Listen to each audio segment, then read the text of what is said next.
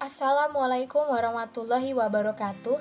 Perkenalkan, nama saya Marisa Puspahanan dengan nomor NIM 2005 11 3685, asal kelas PGSD 2020C. Tujuan saya membuat video ini adalah untuk memenuhi tugas konsep dasar IPA Biologi, serta saya harapkan dengan adanya video ini, para pendengar dapat memahami mengenai tumbuhan tingkat rendah, terutama paku-pakuan. Indonesia memiliki keanekaragaman hayati yang cukup banyak, baik itu flora maupun fauna.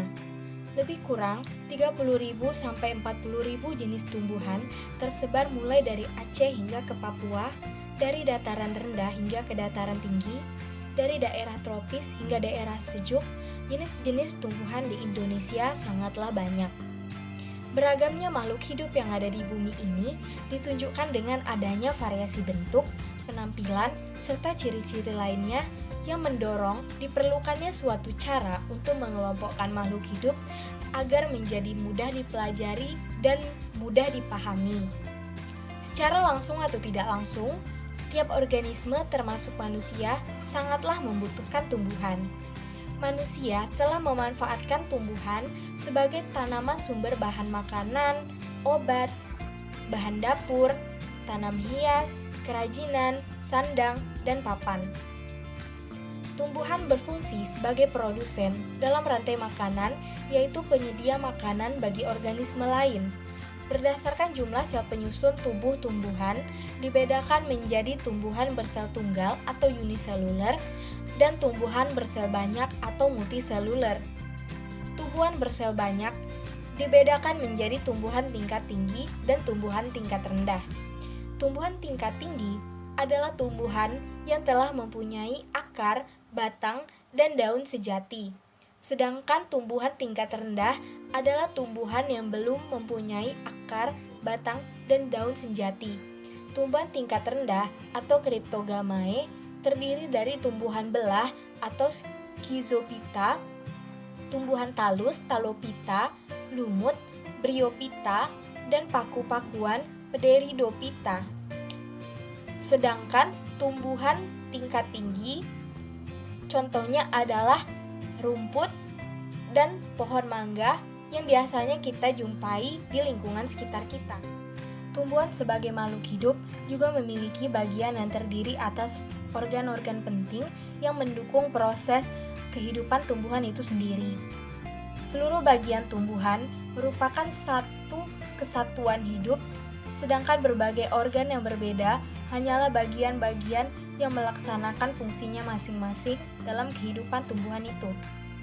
Pada umumnya, kehidupan setiap organ bergantung pada kehadiran dan bekerjanya organ-organ lain, sehingga pada setiap organ tidak dapat dipandang sebagai suatu kekuatan yang terpisah.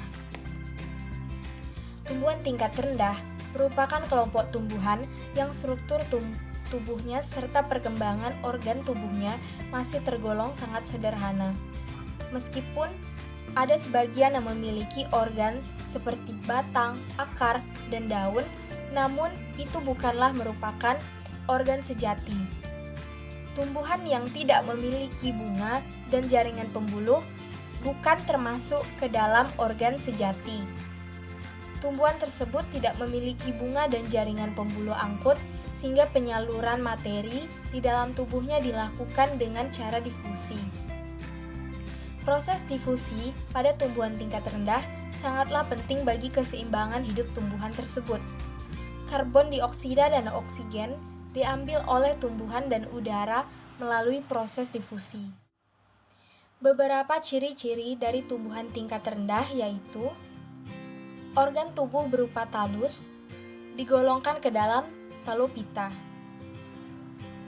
Organ principalia atau alat utamanya masih sederhana, hanya terdiri dari rizoid atau akar semu, batang semu, dan filoid atau daun semu.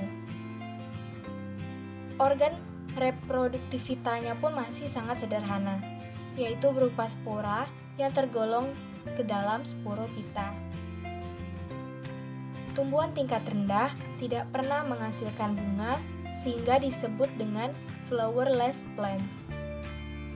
Tingkat perkembangannya pun lebih rendah, disebut juga dengan lower plants. Tumbuhan paku merupakan tumbuhan yang tersebar di seluruh bagian dunia kecuali daerah yang bersalju abadi dan daerah yang kering seperti gurun. Total spesies yang diketahui hampir 3.000 spesies paku tumbuh di Indonesia dan sebagian besar tumbuh di daerah tropika yang basah dan lembab. Tumbuhan paku cenderung tidak tahan dengan kondisi air yang terbatas. Tumbuhan paku merupakan kelompok tumbuhan yang memiliki klorofil. Tumbuhan paku hidup sebagai saprofit atau organisme yang hidup dan makan serta mendapat nutrisi dari bahan organik yang sudah membusuk, dan ada juga yang hidup sebagai epifit atau menumpang pada tumbuhan lain. Ketersediaan air yang mencukupi pada rentang waktu tertentu sangatlah diperlukan oleh tumbuhan paku, karena salah satu tahap hidupnya yaitu bergantung pada keberadaan air sebagai media bergeraknya sel sperma menuju sel telur. Karena itulah, tumbuhan paku lebih banyak dijumpai di kawasan yang basah dan teduh. Tumbuhan paku merupakan tumbuhan perintis. Tumbuhan jenis ini dapat ditemukan di setiap tipe kawasan hutan dan memegang peranan penting dalam menyusun ekosistem hutan. Kelompok tumbuhan ini umumnya berperawakan herba, semak, dan hanya sedikit saja yang berbentuk pohon. Daunnya berwarna hijau mengkilat atau kusam. Batangnya jarang yang nampak jelas dan umumnya tumbuh di tanah, merambat, epifit di pohon, atau terapung bebas di air. Tumbuhan paku tidak menghasilkan biji untuk reproduksinya, tetapi menggunakan spora sebagai alat perbanyakan generatifnya. Siklus hidup tumbuhan paku itu meliputi dua fase, yaitu fase gametofit dan fase sporofit. Tumbuhan paku mengalami pergiliran keturunan atau metagenesis antara dua generasi tersebut. Fase gametofit, tumbuhan paku itu berupa protalium, sedangkan pada fase sporofitnya, tumbuhan paku itu adalah tumbuhan paku itu sendiri. Pada siklus hidup tumbuhan paku, fase yang paling dominan adalah fase sporofit dibandingkan dengan fase gametofit. Tumbuhan paku memiliki kotak spora atau sporangium yang menghasilkan banyak spora. Banyak sporangium terkumpul di dalam satu wadah yang disebut dengan sorus yang dilindungi oleh selaput yang disebut dengan indusium. Spora terdapat di dalam kantung-kantung spora yang berkelompok membentuk sori, yang merupakan ciri khas dari tumbuhan paku. Spora yang masih muda berwarna hijau tersebar atau berkelompok kecil-kecil di bawah permukaan atau di sepanjang tepi daun. Dalam taksonomi, tumbuhan paku atau Pteridophyta termasuk juga yang telah punah dibedakan ke beberapa kelas, yaitu yang pertama Psilopithecinae atau paku purba. Lalu yang kedua Lycopodinae atau paku kawat. Yang ketiga Equisetae atau paku ekor kuda. Dan yang keempat kelas Felicinae atau paku sejati. Nah, kelas Felicinae ini meliputi keberaneka-ragaman tumbuhan yang menurut bahasa kita kenal sehari-hari sebagai tumbuhan paku atau pakis yang sebenarnya. Contohnya itu adalah suplir dan pakuwangi. Baiklah, tumbuhan paku-pakuan yang akan saya jelaskan kali ini adalah pakuwangi, atau yang biasa disebut dengan pakis raja dengan nama Latin Microsorum scolopendria.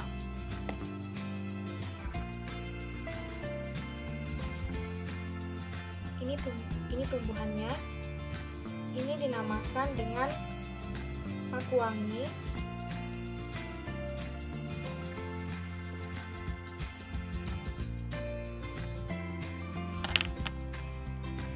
Dan tumbuhan kedua adalah suplir dengan nama Latin Adiantum radianum. Bisa dilihat.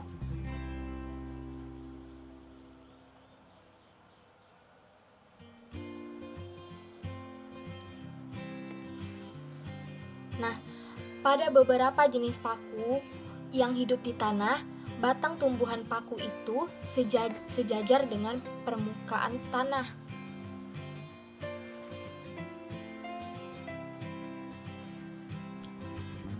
Atau ada juga yang hidup di dalam tanah, tumbuh di dalam tanah batangnya. Ini contohnya terdapat pada tumbuhan pakuwangi yang batangnya sejajar dengan permukaan tanah atau di dalam tanah. Ini disebut dengan rizoma. Nah, batangnya ini sering tertutup oleh rambut atau sisik yang berfungsi sebagai pelindungnya. Dari rizoma ini pula tumbuh akar-akar yang lembut. Ini akar, bisa dilihat ini akar-akarnya.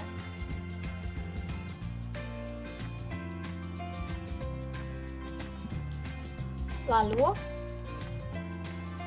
pada tumbuhan pakuan ini, fase gametofit tumbuhan paku memiliki akar yang semu disebut dengan rizoid. Akar rizoid ini yang sudah saya jelaskan tadi memiliki fungsi yang sama dalam menyerap air dan mineral dari dalam tanah, namun masih memiliki struktur jaringan yang sederhana. Rizoid ini juga terdapat pada tumbuhan lumut. Sedangkan pada fase sporofitnya, tumbuhan paku ini memiliki akar sejati dengan tipe akar serabut.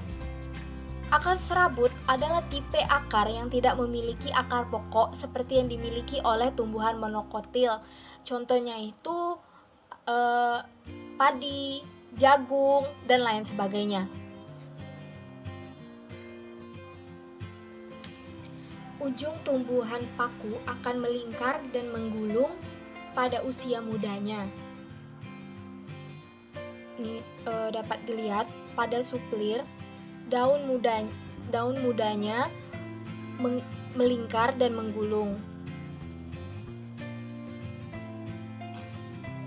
Dapat dilihat juga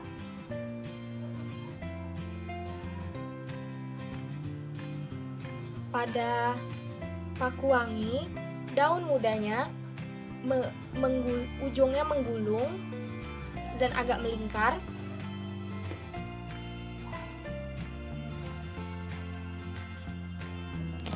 Lalu, berdasarkan ukuran daunnya, daun tumbuhan paku ini terdiri dari dua jenis, yaitu mikrofil atau daun kecil dan makrofil atau daun besar.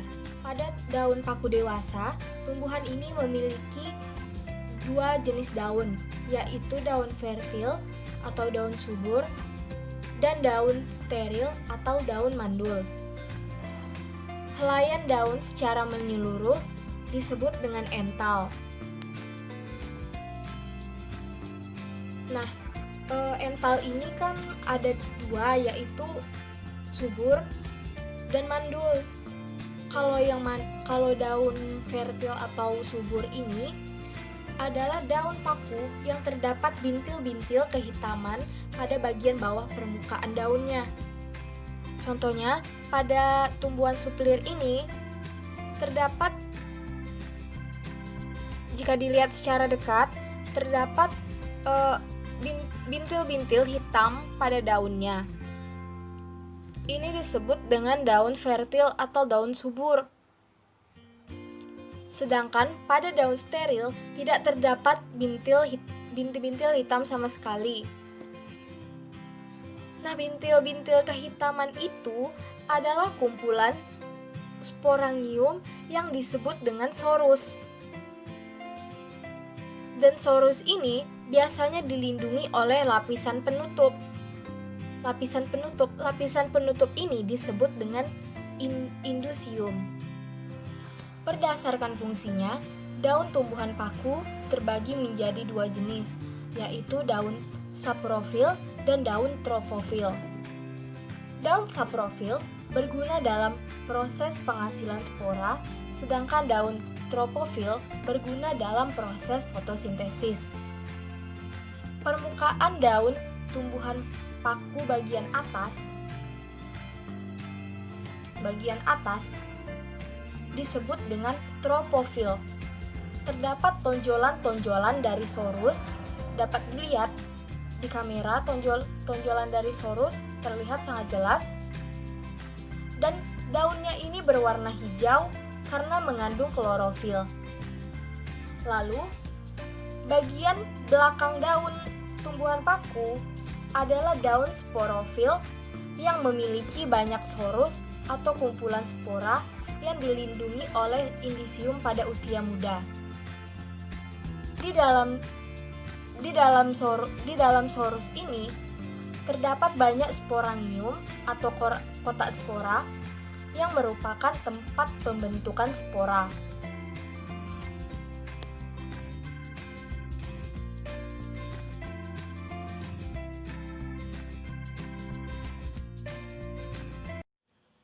Pada suplir, sorusnya terletak di setiap puncak lekukan pada tepi daun.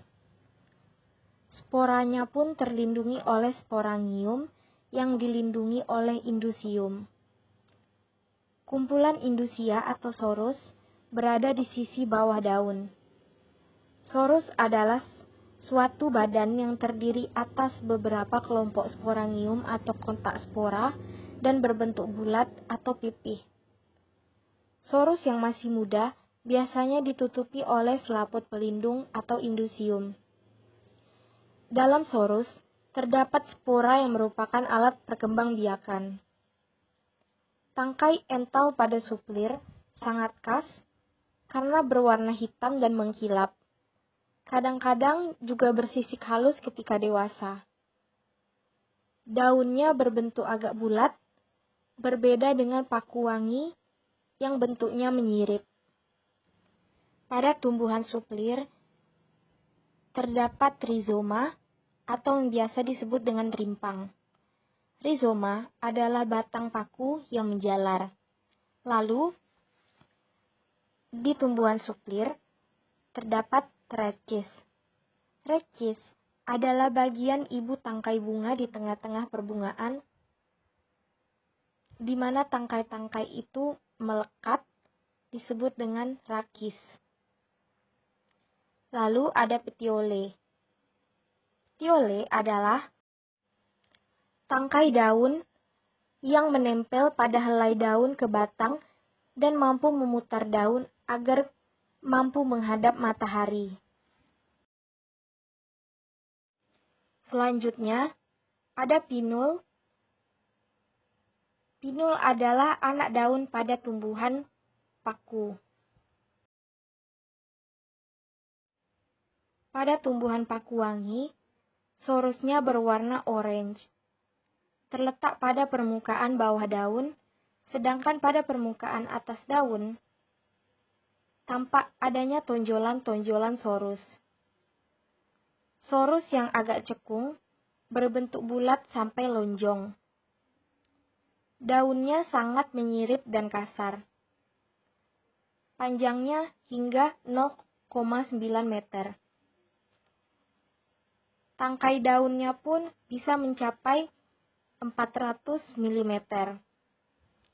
Pada saat masih muda, sporanya berwarna hijau kekuningan, sedangkan sewaktu dewasa, sporanya berwarna orange kecoklatan yang menandakan bahwa spora telah matang.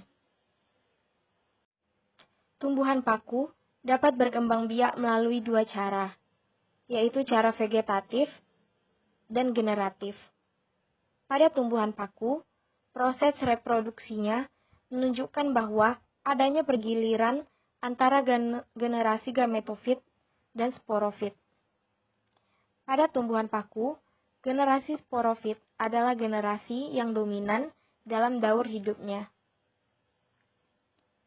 Perkembangbiakan melalui cara generatif dimulai apabila kadar air di dalam kotak spora berkurang, sehingga kotak spora akan pecah dan akan mengeluarkan spora yang ada di dalamnya.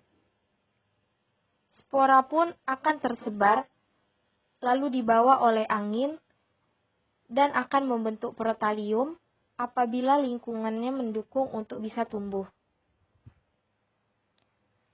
Tahap gametofit dimulai ketika protalium telah tumbuh.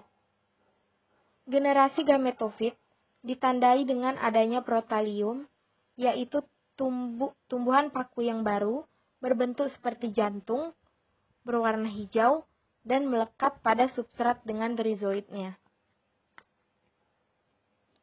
Protalium lalu akan berkembang menghasilkan archegonium dan antheridium. Antheridium nantinya akan menghasilkan sperma berekor, dan archegonium akan menghasilkan sel telur.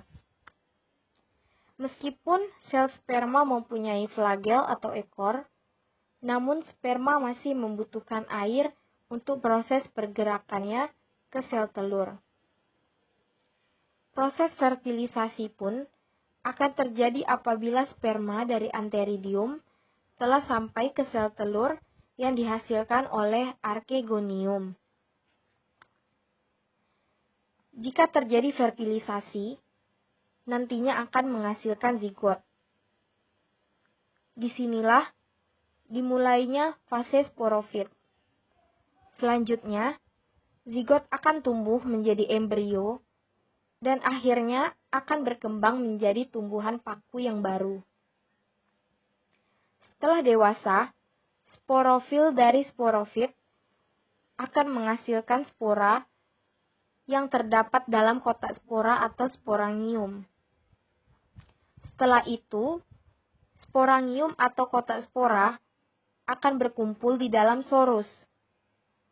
Siklus dari tumbuhan paku akan terus berulang atau biasa disebut dengan pergiliran keturunan. Sedangkan perkembangbiakan secara vegetatif bisa dilakukan dengan rizoma. Rizoma dapat tumbuh ke segala arah dan membentuk tumbuhan paku yang baru.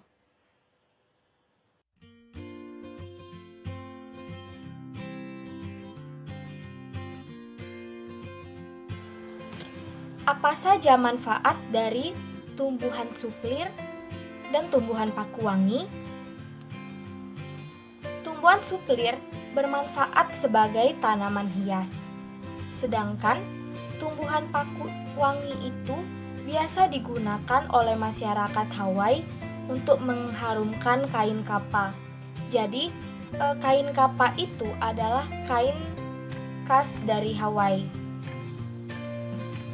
Terima kasih atas perhatiannya. Kurang lebihnya saya mohon maaf. Demikianlah penjelasan dari saya. Semoga bermanfaat untuk kita semua. Wabillahi taufiq wal hidayah. Wassalamualaikum warahmatullahi wabarakatuh.